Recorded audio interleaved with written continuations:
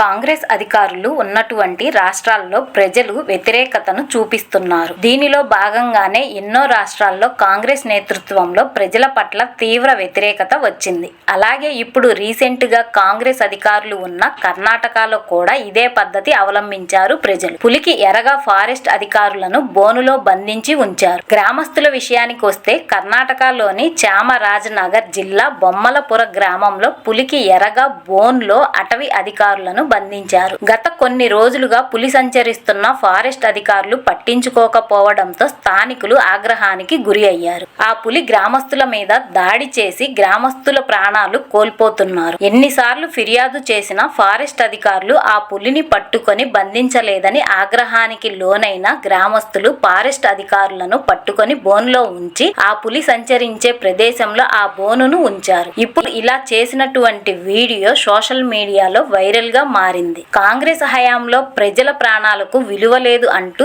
ఎంతో మంది వారి మీద ఆగ్రహం వ్యక్తం చేస్తున్నారు. మరి ఈ ఘటనపై మీ అభిప్రాయాన్ని కామెంట్ రూపంలో తెలియజేయండి.